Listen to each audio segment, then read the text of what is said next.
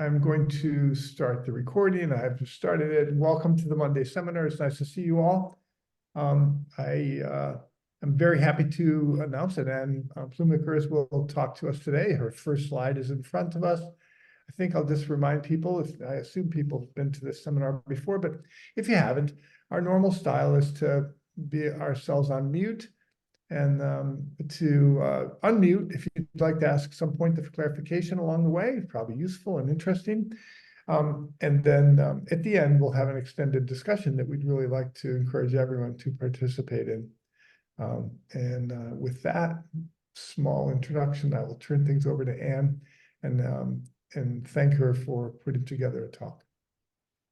Thank you, Chris, and thank you everyone for joining today. So this work is basically what I'm going to show you is a compilation of work done in my group. So it's work done by PhD students, but also by bachelor students, master students, and it's in close collaboration with two of my colleagues, Auke Barnhorn and Pierre-Olivier Brunet. And it's done in the Rock Deformation Lab in Delft. And just for those who have never had the chance to visit, it is Delft is in the Netherlands, and we have all your standard rock equipment for centimeter scale samples. So UCS testing or UCS testing with or without confining pressure, with or without temperatures, usually focusing on conditions so up to 3-4 kilometers deep. So upper crustal conditions, and two of our fancy bits of equipment are in the pictures here to the right. That's the Big Bertha. It's made for 50 centimeters diameter samples and 50 centimeters high, so really big cores.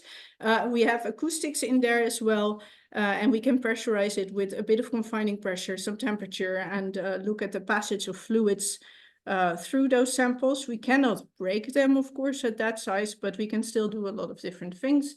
And then we have a true Tri-X that works on 30 by 30 by 30 centimeter cubes as well. This equipment is basically, Auke and I are sort of in charge of making sure we have enough people to actually run the experiments. On top of that, we have your standard 2D and 3D imaging equipment. We are also doing some experiments with 3D over time, so 4D equipment. We have 3 different CT scanners, and one of the reasons I'm telling you all this is because we have this really nice thing in the Netherlands, and you may have heard of it, but if not, it would be good to check it out, which is a call that you can come to use our facilities, or in Utrecht, or in the Rijswijk lab of TNO, to do experiments at our facilities, to do CT scans at our facilities free of charge. You need to write a 2A4 proposal. The best is to get in touch with the people beforehand. And if you're interested in that, have a look at the website epos-nl.nl. And I recently learned actually there is a similar call going to happen in Italy, isn't it, Chris and Cristiano? So I think this is really cool that we don't only have international seminars, but we also get more and more opportunities to work together. So yeah, if you're interested, contact me, have a look at the website, see what's available, and then maybe I will see you or your samples. You can also just send your samples here in Delft. So a part of the title is about limestone, and one of the reasons for me to focus on limestone in this case is because a lot of the geoenergy reservoirs are in limestone, and that's of course the traditional hydrocarbons. So you have all these impressive pictures that I've taken from literature where you have oil seeps coming out of carbonates, but you also have different geothermal reservoirs in limestone, such as in the Paris Basin, where they have already for several decades been producing from limestone reservoirs, so porous matrix production of hot water, where you take the hot water out, you get the heat from it, and you re-inject the cold water down in the same formation. And with geothermal energy in particular, you always have your source of energy, so your wells, above your urban area, above the place where you want to use the heat, because heat is not very transportable. That means that rock mechanics for these kind of applications is actually much more important than it used to be, given the potential for induced seismicity. So that was one of the reasons for me to focus on limestones, especially also because in the Netherlands, the limestone formations are at 4 or 5 kilometers deep. So in the Netherlands, we could actually get water that's hot enough to produce electricity from fractured limestone reservoirs. So that's one of the reasons to really focus a bit of research that way. As you are all aware, limestone itself is quite a tricky type of rock, mechanically speaking. It has highly variable porosity. It can have very different chemical compositions. And already, if you just look at this standard graph of the Dunham classification, you see very different porous structures.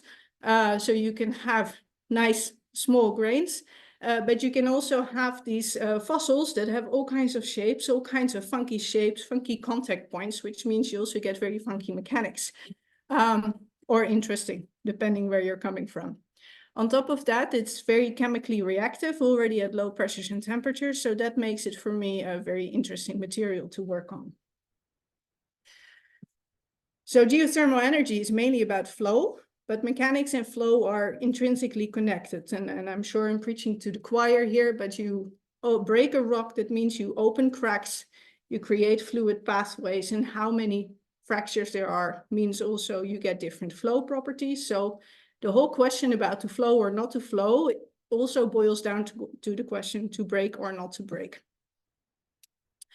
Well, why is that important? If you then think about use of the subsurface, it's really about keeping fluids where they are. So you can have conventional gas, hydrogen, or CO2 storage where you want to keep the fluids where you put them. Or it's about recovering of fluids. So that is geothermal reservoirs, either in your porous media or in your fractures. But also shallower heat storage is something that's becoming more and more interesting in the Netherlands. I don't know how this is overall in Europe, but it's one of the ways that you can improve the efficiency of a geothermal system is by storing heat at, say, 1,000, 1,500 meters depth. And doing all that sort of things is one, you want to know when your rock breaks, either because you want it to break, so you get better flow properties, or because you don't want it to break, and also because you want to know if there's any chance of inducing seismicity. So that's a bit the background of the title. On top of that, this is a picture of a limestone quarry, and there's all kinds of natural layer transitions. So it's not just one, we draw it as this nice uniform color in this schematic, but actually if you look at it, there's all kinds of layer transitions, sedimentary layering. Each layer has its own petrophysical properties, which means it also has its own mechanical properties. And this is actually a picture I took once in an excursion in Elba, it's near the Zucale Fault. And then you have all these, each vein is an event of fluid rock interaction. Different colors of veins means we have had different compositions of the fluid itself. And on top of that, that fractured material, and this is a zone of several hundreds of meters wide, will have different mechanical properties than the pristine material. So this is for me also a reason to not only think about our beautiful pristine rock samples, but also about what you get after. On top of that, fluid rock interaction, you have all kinds of fluids with dissolved solids. So these are images from 3 different geothermal systems. The Larderello system in Italy, one of the oldest geothermal wells in Europe. And you see that in the pipes, you have this huge buildup of scale. This is in Greusch-Schönebeck in Germany, where they had a lot of problems with silica scale buildup. And this is, if I'm not mistaken, a sulfate scale from Tuzla, Turkey. And you can still see here the handles of the pipelines where the crystals are literally growing out of there. So you have a lot of water in the subsurface, but most of that water contains something already, some kind of brine. And this is a list of your basic brines that you can expect. And then to avoid all that, when you do geothermal engineering, very often we add some kind of chemicals to make sure that nothing precipitates or you get less precipitate. These are called inhibitors. And these inhibitors are very complex molecules that have some kind of hydrophilic head, some kind of hydrophobic tail. And then the idea behind them is that the hydrophilic heads, like the wellbore steel, and the hydrophobic tails are then sticking out and form a film that keeps the water away from the wellbore steel, meaning that the precipitate will not adhere to the steel. But of course, if you add something that creates a film on steel, there's not really a reason why that would not, if it escapes in large quantities, form some kind of film on a rock. And if you have some kind of film on the rock and the rock that forms by some kind of intergranular frictional process, then there is also the possibility that this will alter your rock mechanical behavior. So these kind of things, these kind of questions is what me and my group are working on and thinking about. Our typical lab samples, as I said, they look lovely. There's many of them. So on the left is some nicely uniform Indiana limestone, and on the right is about half of Aukje Veldmeier's sandstone army that she produced during her PhD. She just started a job at industry a bit more than a week ago. And you see that these are relatively homogeneous. So one of the things that I like is not just using the homogeneous sample and the water, but using something that's a bit more complex to try and explain that behavior in the laboratory as much as possible, and also to try and see what interesting fluid chemistries, if that really matters or not. So the questions I will talk about today: what if rock samples become more structurally complex? Either because you go from a nice homogeneous quartz to something like an Indiana limestone that has a bit of a more complex pore structure, or if you have, for example, stylolite samples inside the rock. And I think this is one of the hurdles that experimental rock mechanics can already take on the road to upscaling, because if we cannot explain these kind of complexities on the centimeter scale in the lab, then it will become, I think, really hard to try and explain this on the kilometer scale as well. And second is, what if engineering leads to pore fluid changes? So I will show you some results obtained in our lab relating to these two questions. So a bit of ongoing work is with a PhD student of mine, Intella Kane. And she is actually working on both of these questions in tandem, where she is looking at the Dinantian limestone, but then Dinantian limestone from a few different quarries that are a few kilometers apart, and then also using different fluids. And if some of the first results show that if you take tensile strength as a function of porosity, the different dots are different types of fluid. And you can see that overall there is a weak correlation between strength, tensile strength, and porosity. That's not too surprising. That's been found before. But there also seems to be a small correlation between different fluids with different types of tensile strength. And in UCS mode, so compressional mode, it's a bit more complicated, but in blue there's DI water. In green, there is dry samples, and then in the other colors are other fluids. And it seems indeed that the overall strength could be a bit different, and then the trend with porosity could be a bit different. As I said, this is ongoing work. So this is something that I hope she will be able to tell you in a year or so. No pressure. Yeah, so now making these samples a bit more complex, but using a very simple setup. So a Brazilian disc assembly is, you have a small disc-shaped sample that you put in a small, in a loading apparatus, but you put it in a holder like this. So you have 2 point contacts, you compress it. And then because you have at the point contacts, you bring in a compressional load, you actually create a tensional field. So that's the simulation on the left, a tensional field, and there you open mode 1 crack. And if you have a homogeneous rock, this happens at the tensile strength of the rock. And if you have a heterogeneous rock, you can still compare the test strength, but you can't really call it the tensile strength itself, because you will not get as homogeneous a stress field as in a homogeneous rock, and we will see some simulations as well. So I used in these experiments pre-fractured Indiana limestones, which basically we took the nicely homogeneous limestone created a fracture, kept the sample together with a bit of tape, and then rotated that fracture and tried to break or slide it again. And this was a bit inspired by the work that's done on shales, where they see if you rotate your shale fabric compared to the central axis, you get a change in tensile strength of the shale depending on the layering.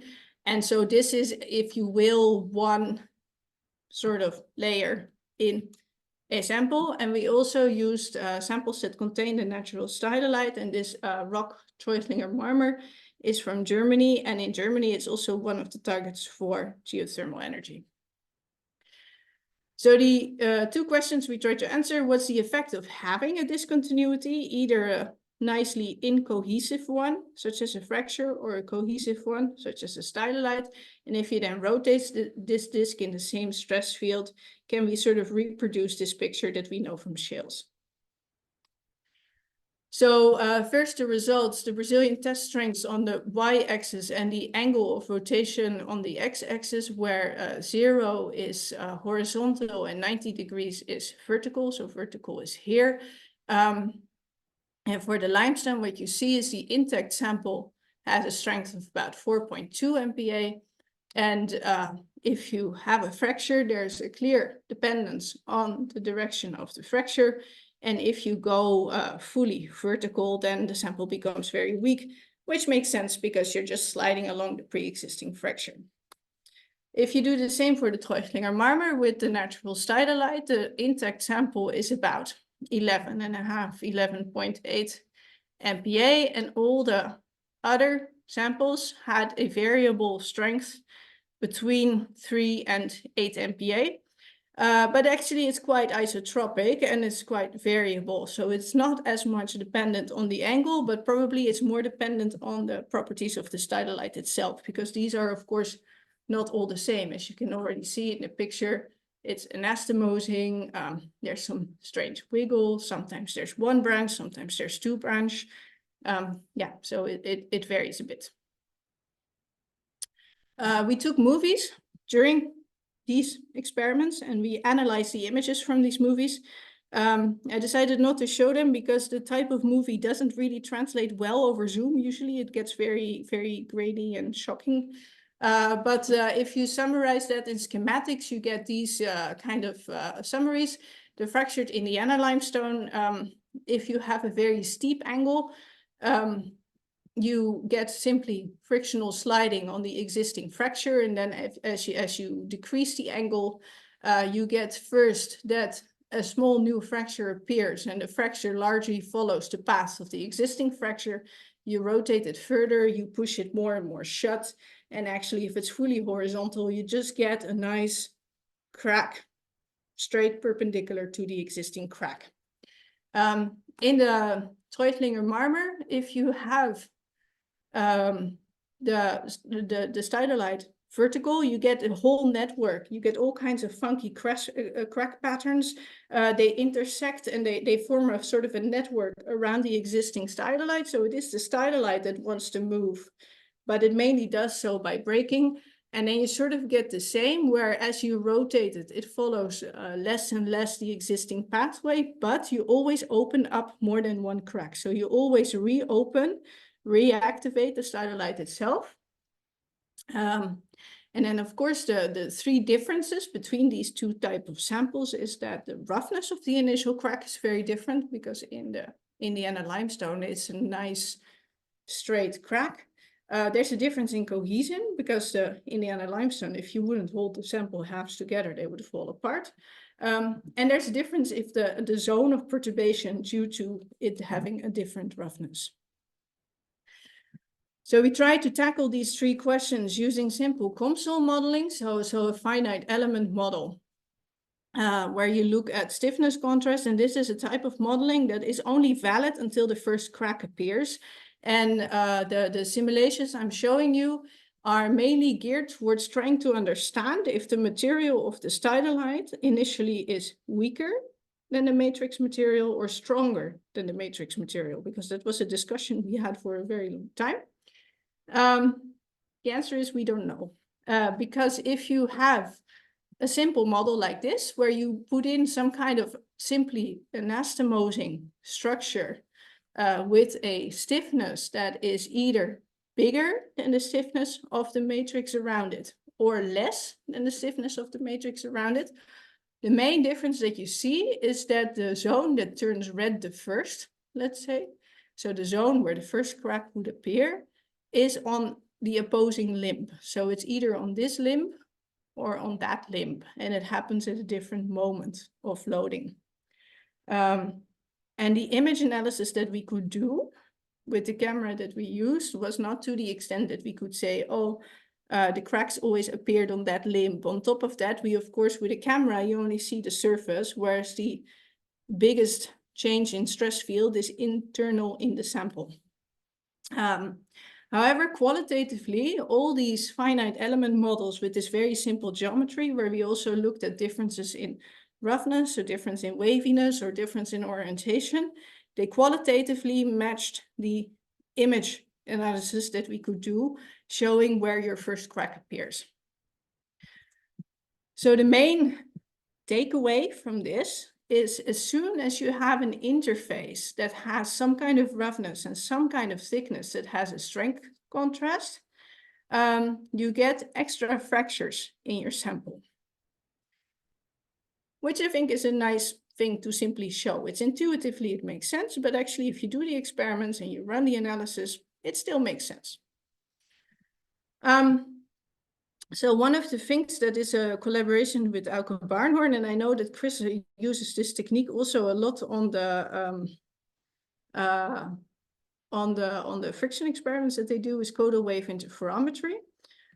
Just in case you're not familiar with it, so a lot of people use acoustics, not only passive acoustics, so listening to when a crack appears by listening when you get a small acoustic emission, but also sending waves through a sample to sort of probe what the microstructure of a sample does. You can take the first arrival, or the speed of that wave, velocity of that wave, I should say, to say something about the microstructure of the sample, but you can also use the coda. So that's basically, in this image of a wave, you can see that's everything that's after the P and the S wave. And the advantage of that, so if you have some kind of rock sample, either with a fault in there or without a fault, and you send waves on one side that you then catch on the other side, you listen on the other side. If you have inside the medium, you have the first arrival, so you have the fast wave propagation, but the coda wave is the bit of the wave that sort of pings around the entire rock, around all the microstructural defects that are there. And if you create new defects, the coda wave, so the next, if you compare the wave before the defects appear and after the defects appear, those changes will occur as a phase shift inside this tail end of the wave. And if you have some defects that change place, so you have, for example, a micro crack that closes here and opens there, or the other way around, then you get a change in amplitude, and you can quantify how much a wave changes by using the coda wave interferometry, where you compare two waves with a certain time interval, and you can sort of correlate or calculate the decorrelation coefficient between these two waves, so how similar or dissimilar they are. I hope I explained that well. Yeah, it's usually Auke herself who explains this, and so I'm giving all credit to the explanation to Auke, because she explained it to me so many times that I'm now, I have the feeling that I know what it really is about. So a lot of the work that she did, so it was first some work done on some shales in her lab before I arrived in Delft, actually, and Auke did it a lot on sandstones, a nice simple homogeneous sandstone. So this is an electron microscopy image of that sandstone. It's mainly quartz, some orthoclays, some clays in there. And she did UCS and triaxial experiments with then this active acoustic monitoring in a hook cell or in a hook cell, or just directly in the loading cell, 500 kilonewton load cell, using 1 megahertz transducers. And this is an example of the type of results. So you have This is an experiment at 10 MPa. And you have here the stress strain curve in black. You first have some, in green, you have the decorrelation coefficient. You first have some cracks, some micro cracks closing as you start to load up the sample. Then you have a period, elasticity period, in which not much is happening. And then as you start to get closer to failure, your decorrelation coefficient is going up because you're getting more changes in the sample because cracks are opening. These micro cracks are opening, they are growing, and then you get sample failure and total sample collapse, at which point your entire decorrelation breaks down because your whole microstructure fully changed. And if you only look at the velocity changes, you still get some velocity change at some point in your stress strain curve, but you can get actually a lot more information if you combine the two. So one of the questions is, can we use something like this to better track or even maybe ultimately predict failure? And then incorporate it into these traffic light systems that are used in engineering, subsurface engineering processes, which would be great if you live in Paris and they're drilling below your house. It would be great if you sort of know, oh, seismicity is about to happen, we can stop. So she did that on sandstone, different kinds of confining pressures. On the left, the stress strain curve, on the right, the decorrelation coefficient. And in the end, there was a very consistent change in decorrelation coefficient at 70 to 80% of the failure. And the velocity change was changing in a much bigger range, so between 65 and 80% of failure. So can this indeed improve then monitoring systems? Well, so for that, I would say we need to go to more complex rocks, because if it works in a sandstone, does it still work in a limestone? So I will show you results from 3 different limestones. We have here a thin section of them. I cannot pronounce it. The French people, please pardon me, but in my head, it's the Merarg limestone, a very low porosity one. The Treutlinger marmer, another low porosity limestone, and the Indiana limestone of medium porosity. I think this particular one was around 18%. And these are very different pore structures from your nicely homogeneous red felser. And this was work done by a master's student in 2022.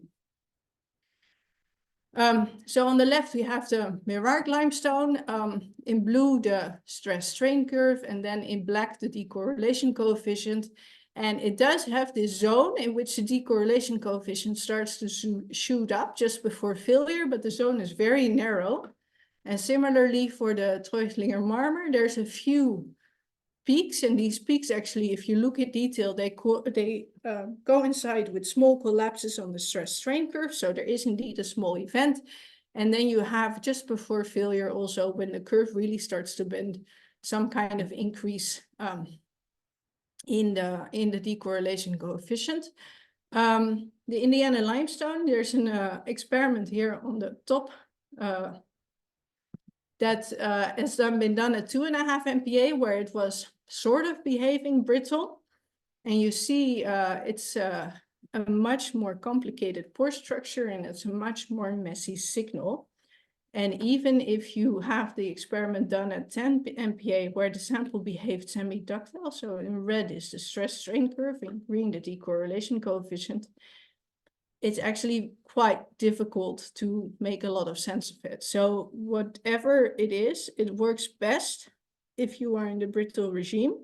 And then the width of this area in which you start to get a change in decorrelation coefficient is somehow connected to the region in which your microcracks start to grow. And this can actually go relatively quickly if you have quite explosive failure.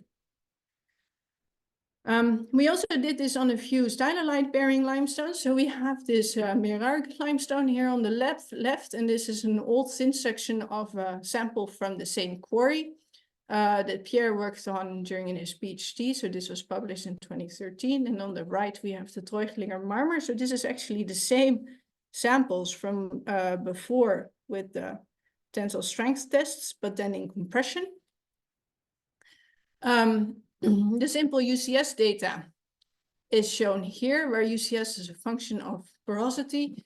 The samples without the stylolite are either light blue or dark blue, and the samples with the stylolite have different colors. And one thing that we try to do is sort of grouped the samples based on the morphology of the stylolite, but that didn't quite correlate with the mechanics. So that's where the different colors come from, and you can just ignore the different colors. So everything with a color is a sample with a stylolite.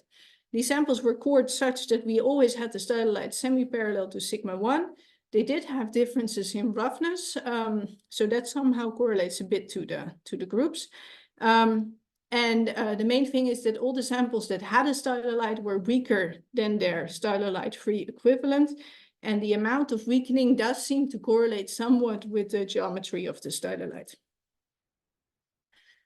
This is 4 examples, just to show you this difference in roughness, what we mean. So on the left, there is every time a sort of a scribble, a trace of the stylolite, which is quite flat in the case of the Mirarc sample.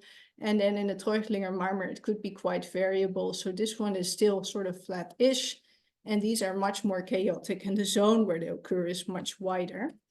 And this is the corresponding stress-strain curve. Then the stress-strain curve is always the one that goes up continuously, basically, until failure.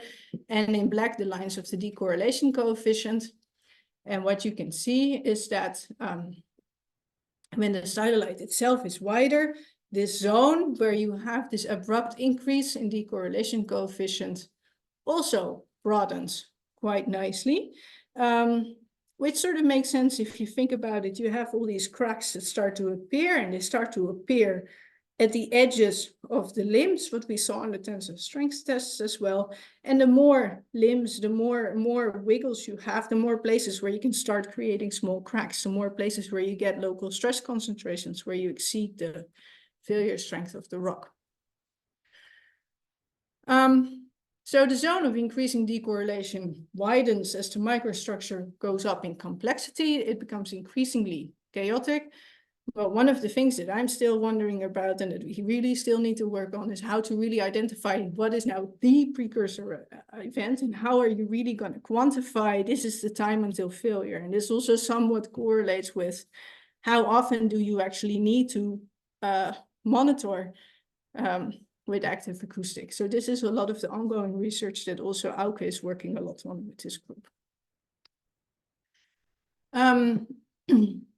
So Auke did the same in sandstone. There's a nice homogeneous sandstone, the red felser, but then in a socket assembly. So basically having your simple one interface crack in there, Coda wave interferometry loaded for samples loaded in a hook cell. And the reactivation occurred in this case, so the sliding of the fault occurred due to an increase in pore fluid pressure. And she also did a few samples where she fractured the sandstone in situ. So on the left is an image of a fractured sample. It's not the sample in question, because the sample in question, of course, it was always inside the sleeve. It was fractured. It was brought to a critical stress, and then failure or sliding on that fault initiated, whilst being tracked with Coda wave interferometry. The sample was then recovered as intact as possible, taken to our CT scanner, and this is then an extract of one of the fractures she made with this procedure. So these are 2 images for bare rock friction, so socket assembly samples. The graphs are quite complicated because you can look at so many things at the same time. They're all extractions of one slip event, where in black you see the friction coefficient going up. In green is the slip velocity that we derived from the LVDTs, the external LVDTs. In blue, the shear stress going down as the fault slides. And then here in red is the change in velocity. So one of the more standard ways of looking at ultrasonic use of ultrasonic velocities or ultrasonic data. And on the right-hand side is again in black, the friction coefficient, and then in red, the decorrelation coefficient, and also the change in transmissivity and the pore fluid pressure. And what you can see is that the Coda wave decorrelation coefficient, sort of bearing in mind what it did in the full rock samples, As the fault starts to move a bit, you start to get a small increase in the decorrelation coefficient. That's here with the slip velocity. You have some creep. Then the slip velocity starts to increase. The decorrelation coefficient also starts to increase. It peaks at the moment that the slip velocity peaks. And then as the slip velocity decreases, the decorrelation coefficient also decreases. So it really nicely follows the same trends as the other signals do. So this is great. And that's such interesting data. Now, I missed something a few slides ago, but just to clarify here, the decorrelation coefficient, you have some spatial variation, spatial information on that too, or that's kind of an average in one part of the sample? I've forgotten exactly what that. It's basically what you do is you shoot a wave through the sample, and then the next wave taken, I think in this case it was 3 seconds later. No, it's averaged out here again, but they were taken every 3 seconds, and then you compare them with a rolling window, one towards the other. So it's everything that happens, everything that changes in that time interval between wave 1 and wave 2. And the waves are axial? Yeah. Okay, so it's averaged over the. Yeah, it's averaged. Yeah, it's all the changes wherever that wave has bounced to in that time, which is everywhere, given the velocity in the sandstone. Gotcha. Now, if you make that nice saw cut, is of course a straight line, and when you have motion, everything occurs around that straight line. If you then take a rough fracture that's fractured in situ, these are very similar plots, but you can already straight away see that they are much more chaotic. We don't have now on the left the friction coefficient because we don't know the exact surface area, so you can't calculate the friction coefficient. But we have the decrease in shear stress in blue. We have the slip velocity in green, the change in velocity in red, averaged out, because if you really look at only the change in velocity from point A to point B to, a time t plus 1, t plus 2, etc., you get this really spiky signal. So this is just a rolling average. And then on the right-hand side, we have the pore pressure increase in purple, and then the decorrelation coefficient in red, and the transmissivity change. And you can already see that if you look at the zones as designated by green being creep, yellow, accelerating motion, red, real slip event, and then the aftermath, you sort of see that the decorrelation coefficient does a very similar signal, where it seems to peak at the moment that your slip, or just after your slip velocity peaks, if you're being very strict. But the signal loses clarity fast. So if you really want to talk about upscaling this into something practical, there's still a bit of work and understanding to do. So part 1, structural complexity. Second, chemical complexity. So geothermal energy, chemical complexity becomes really important really fast. Why? We get hot water from the subsurface, either from some kind of porous media. That water goes through a heat exchanger, and so it loses its temperature. It also loses part of the pressure. That means that whatever is in solution wants to come out of solution. This either happens and then you get scaling, or we add stuff so it doesn't happen, but it still means we're changing the chemistry of the water, and then that water with a different chemical composition and a different temperature is re-injected into the same layer, but a few kilometers down the road, so to say. So same reservoir, different fluids, what's going to happen? So the method that we developed to investigate this is taking a rock sample, putting that rock sample under vacuum, taking a rock sample, taking a fluid, putting the rock sample under vacuum into the fluid, putting it into that covered container at ambient conditions. This can be for different times, and then run triaxial tests and compare the results of a sample that has not experienced that kind of fluid to a sample that has experienced that kind of fluid. I will show you 2 sets The first set is the Treutlinger marmer, so that's a low porosity limestone, now no stylolite, so as pristine as possible, to 2 commercial inhibitors that are used in sandstone reservoirs, I have to say explicitly, in the Netherlands. That sandstone, we also tested sandstone that was not so interesting. I will show that briefly as well. And then I will show a set of a 200-day exposure to 2 naturally occurring sulfate salts, sodium sulfate and magnesium sulfate. And one of the reasons to keep the waiting time at ambient conditions is because in this case, I'm explicitly not trying to trigger a chemical reaction. I just want to see what the water does. So it's really about these surface interactions.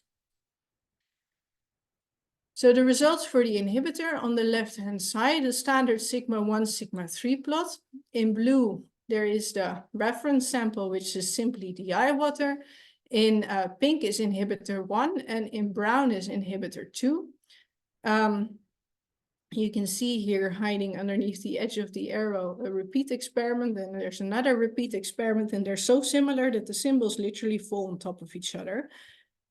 These are done in a hook cell at room temperature with these commercial inhibitors, and you see that there's a difference of about 50 MPa in strength at the same confining pressure, which is about a quarter of the strength. So it's quite significant. For these Ragusa limestones, so this is a PQ plot, so similar idea. We have in blue the reference samples, in red the sodium sulfate, and in green the magnesium sulfate exposure, 200-day exposure.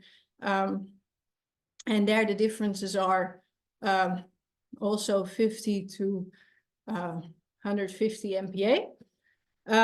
This shows that limestone, even without the chemical reaction, is already reacting, and there's some clear fluid rock interaction with inhibitors, but also with naturally occurring salt solution. And for me, this is really the kind of work that I would be super curious if more people really dive into this fluid rock interactions. How does this work in fault gouges where, one, the surface area is much bigger, the grain size is much smaller. So you get, of course, chemical reactions. We know very often about those from geochemical modeling software, but what about these surface interaction? So if anyone is doing work on that, I would love to have this part of the debate if we have time. So as I said, the check, I'm just showing here the more Coulomb envelopes because if I try to show this in a summary diagram, you literally get 3 times the same data point. So if you have your reference sample of sandstone with water with inhibitor 1 or inhibitor 2, we get the same cohesion and the same coefficient of internal friction in a more Coulomb diagram, which sort of fits with what we know about sandstone at room temperature, that at room temperature, we don't get sorption, you don't get dissolution of small defects or anything. And indeed, the presence of such an inhibitor does not change the rock mechanics in this unreactive rock, which is good for those engineering projects where they are using these inhibitors, so they don't have to worry too much about a leak.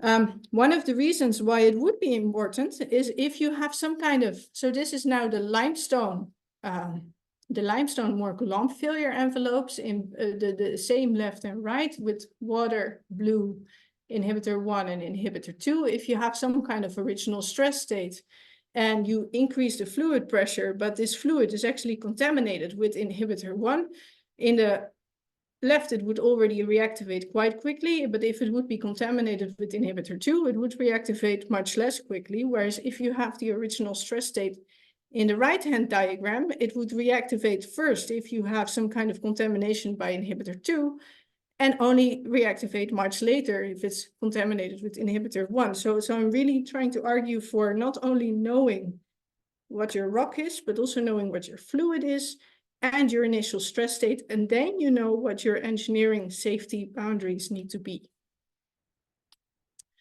So, summary of what I've been talking about. What if rocks become more structurally complex? A few things that we now do know is that if you add a singular discontinuity, so a fracture or a stylolite, you weaken your rock, and in tension this is related to stress concentrations.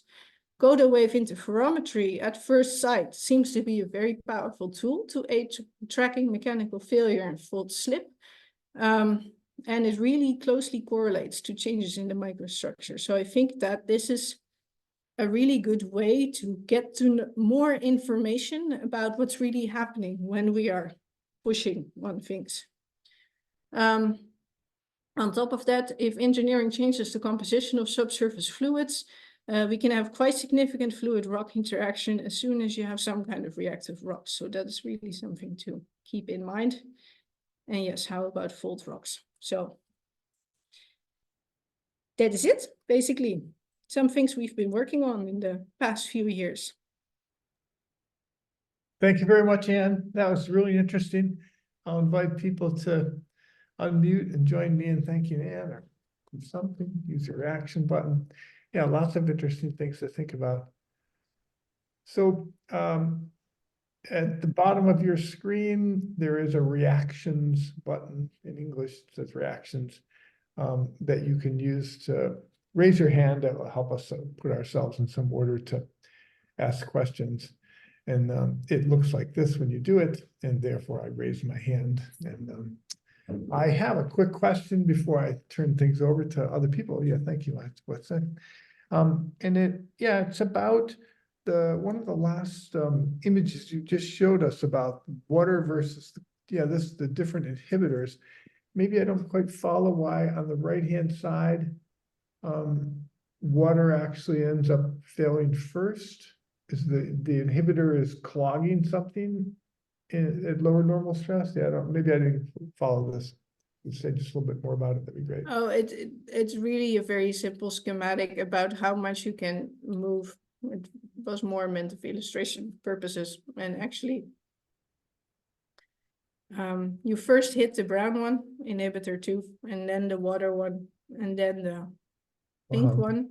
But apparently, in translating from one screen to another screen, the little explosion sign became lower. I see. Okay. That is all really. But the cohesion, even though you're inhibiting cementation, the cohesion goes up. Maybe that's the part I'm not sure if I understand. So the inhibitors are meant, so they're not designed to mess around with carbonate scale specifically. And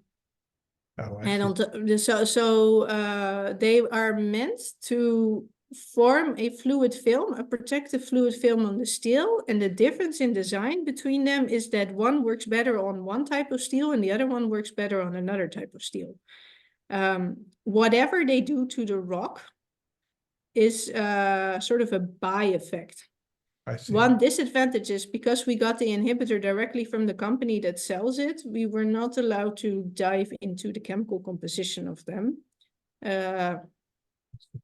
Which in that sense was maybe a bit of a beginner's mistake. I won't do that again, because actually once you get results and you see a difference, you're like, yeah, but what's in it? We're not allowed to.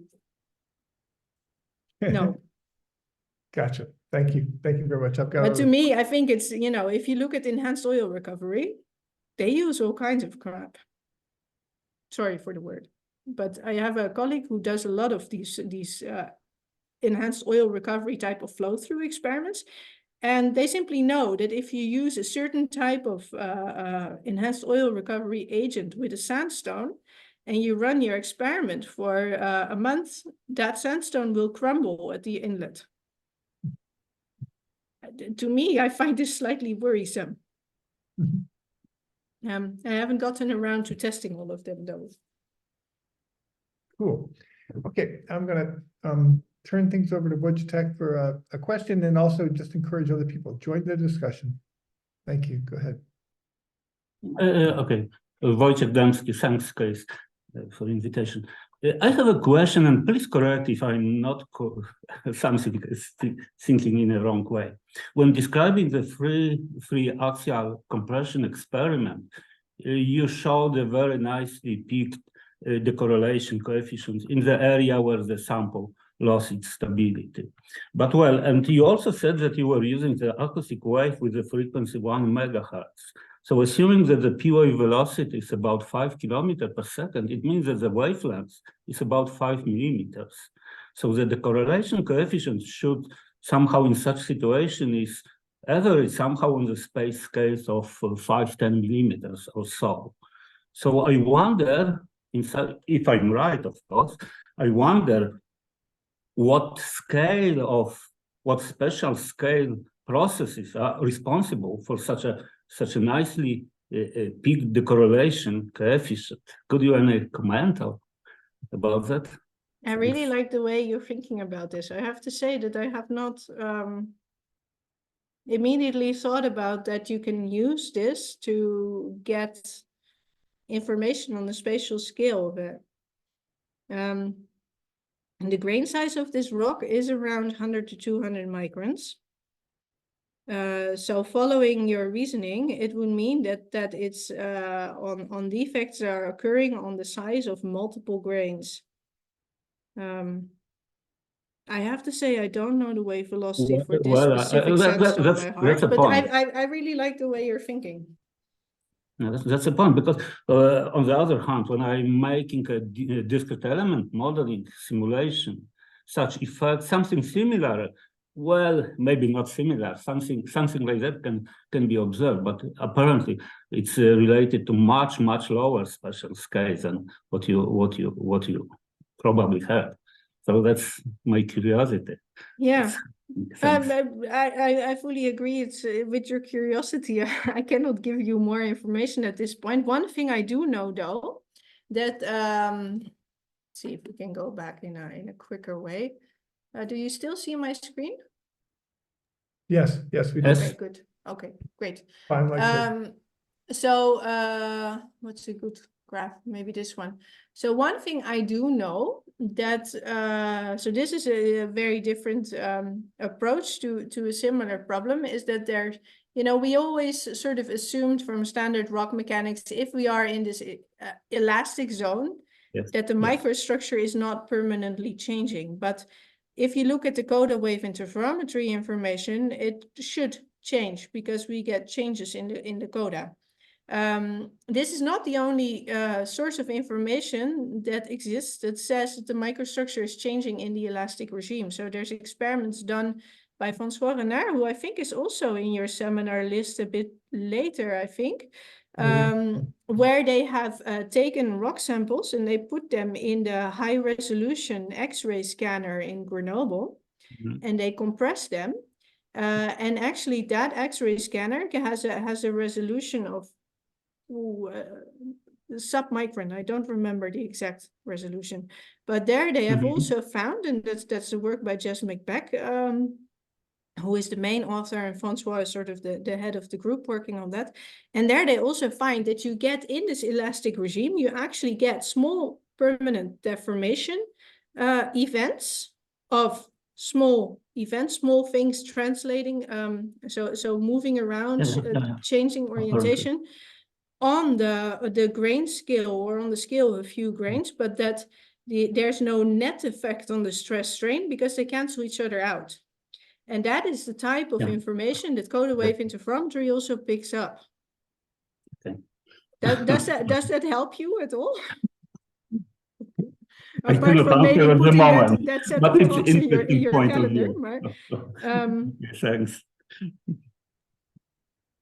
But I really like this. So from the top of my head, I cannot go deeper on that. But I really like this style of thinking, and I'm gonna adopt that line of thinking from now on. Great input. Let's keep moving. Vikram, you have a question. Please go ahead. Am I audible? Mm-hmm. This is Vikram from University of Bergen. I have two questions. The one is two are on regarding the decorrelation coefficient. So in some of the figures you have shown that when you have performed the experiment, the decorrelation coefficient have ranges between 0 to 1, and when the similar experiment done with the differential stress regime, like when you add another boundary conditions, then the decorrelation coefficient has reduced from 0 to 0.1. So can you explain that magnitude level of reductions in different decorrelation coefficient if you do the experiment in different boundary conditions? So do you mean within this graph that you now see on the screen? Maybe a few slides down, if you. Yeah. So more Yeah. here. Yeah, Yeah. that the scale here is not the same. I think that must be related to the type of rock that you start with. So then the events are also of a different magnitude depending on your initial grain size. That would be actually a bit inspired by the previous person who asked the question, whose name is not so easy to pronounce. What Wolchik, I think. So I think it's related to the initial microstructure of the rock. So how much this can differ. But I think the main takeaway from it is how it differs within one experiment, because then you have the same rock and the same kind of constant change, so to say. Does that make sense? Yeah, and the second one is what is the physical significance of like when you have decorrelation coefficient more than 1? Like in some of the cases we have seen that this correlation coefficient exceed 1.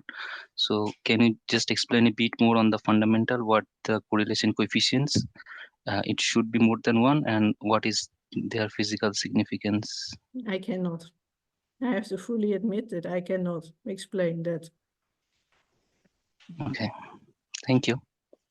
But I don't, is it ever, so it becomes more than 1 when the rock breaks, but I think at that point in time, you shouldn't take into account the decorrelation coefficient anymore, then the whole method doesn't work anymore. But what exactly the significance is of the exact size of that number, I have to say that is a question for Aukje, who probably would have an answer to that. But Is she on the call? Maybe not. Is she here? no, she actually accepted a job in industry 12 days ago. Yeah, you said, okay, yeah. Yeah. Okay, thank you. Other questions? I had a question in about the slide 26, just a couple before that. Yeah, because maybe I didn't understand all the details here on the right-hand side. So it looks like there's a lot more going on in the acoustic data. Decorrelation coefficient would be, of course, something like the correlation coefficient, how similar the waves are one after the next. And yeah, the rest of the structure in here, is it understood? Like, even for example, the green curve, it shows a little peak about 0.3, then it goes down, and then it shows another peak. So part of it is also in the beginning of the sample, there's a bit of sample settlement. You think it's partially related? So yeah, so bear in mind that here the axis here is from 0 to 2% strain. Right. And here is from 0 to 1% strain. So if you want to look at that peak that is occurring there, that is really somewhere here. So I would really zoom in on what the stress strain curve does there.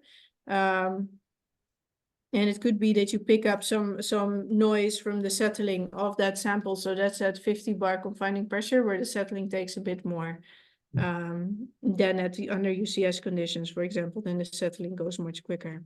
Yeah, I see. Okay, thank you. Georg, go ahead, please. Yeah, thank you very much for your presentation now.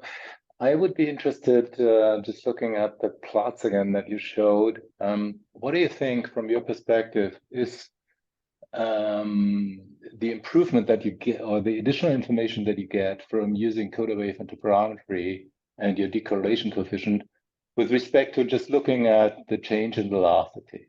I mean, you pointed out that they basically, they show the same thing with opposite signs. So what is the additional information that we get from the correlation? So I think from the CodaWave. Yeah, I think the CodaWave is more sensitive to small changes in the microstructure than the first arrivals are. So you get more information about the really small events that are happening. So if you take, let me just take this one, this typical Hoek-Martin plot. That it depends a bit how fast it also depends a bit how fast you roll over, right? So how long this region C and D are.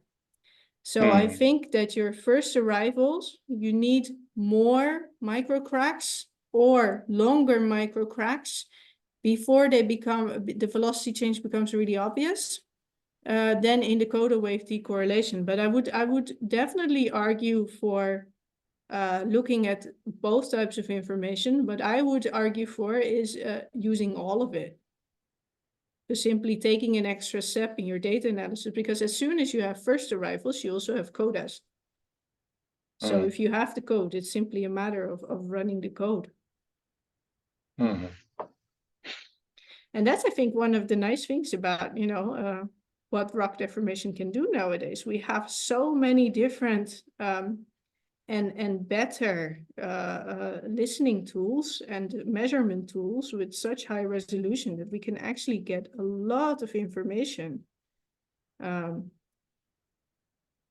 the same data style, same data type. Yeah, thanks.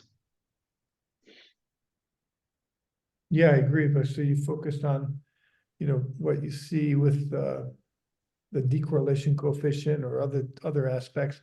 And maybe you could even get something very interesting by looking at the continuous waveforms, you know, using the whole waveform. Did you look at any other characteristics, Anne, of the passive measurements? Do you also make passive measurements during failure? Is it, or is it just... We do. At the moment, I haven't included it, but that's so Aukje worked in tandem with another PhD student, and actually in some of the experiments they did passive and active acoustic monitoring together. But I don't have those slides ready, nor the data at the top of my head. But actually, much of the work we do with Entella is now more focusing on the passive acoustics, because that's something that we can compare much easier to nature. Or, well, induced earthquakes that are happening in nature, I should say. Yeah, could it even be interesting to combine the things you're talking about here with the Brazilian tests? Is that something that you've thought about or done anything with? We did some experiments where we placed some transducers on the Brazilian discs. The main issue we have is that you get the nicest codas with the best quality transducers, and those transducers are about this big. And that means that if you use too small of a Brazilian disc sample, so we first used 30 millimeters, and then basically you start to get a problem that the glue that goes into the that you use to put your transducer on goes into the pores of the sample and changes the mechanics of that. So then with the next student we used bigger samples. But then we only still had space for only one transducer. So one of the things we want to try next is use a bunch of the smaller ones. But we haven't had the right bachelor student or master student come along to try it out. Got it. Do you also have this problem that you have much more ideas than you have students to try them out with? Yes. Yes. So it's the idea is in the making, yeah? Good. Jessica Hawthorne, please go ahead. Yeah, thanks for that. It was really nice. But on the topic of this change in velocity versus decorrelation, now I'm regretting not looking more carefully, but is there a time lag? I'm just wondering if the velocity, if there's a localized failure, right? So failure presumably starts local and spreads, but the velocity might not see that because the first arrival would just go around. Is that true, or is that? In a way, yes. So the velocity only sees that part that's big enough to that's big enough to change, to alter the velocity. Like you need an opening that's so big that the velocity itself is changed, which I'm sure there's an equation for, but I don't know it from the top of my head. Whereas the Coda wave, it's basically bouncing around the entire sample, so it picks up much more small bits of information. If If there's a localized low velocity region, right, then the first arriving waves can just go around, but the Coda waves can't go around because they're but if you look at the experiments, do you see a time lag between the velocity decrease and the decorrelation increase? It's actually the velocity change, let's say in these sandstone experiments, your velocity change is sort of gradual and constant, whereas the coda wave is yeah. Okay, yeah. But then again, so one of the reasons to do this on more samples is that, yeah, this is this nicely homogeneous sandstone, and that as soon as you get a more messy microstructure, this whole decorrelation also changes its pattern quite significantly. And then especially if you look at this Indiana, even at low confining pressure, as well, it starts to go up here, and then it goes down again, and then it has all these small peaks. If you would only look at the decorrelation coefficient, you wouldn't know what's happening at all. So it's an extra source of information that one should treat with caution, and that I find interesting. And I would, it's one of the reasons I wanted to show it, is to sort of encourage more people to investigate it, because I think there's something in there, or I should say, we think there's something in there. In all honesty, it was Auke's original line of investigation. He's with his group really developing the basic groundworks, and I've been more sort of trying to apply it to try and understand my samples better and better. And the variability between rock types versus between samples. So if you just did one type of limestone twice with two different samples, how different would they be? Then it works relatively well. Okay.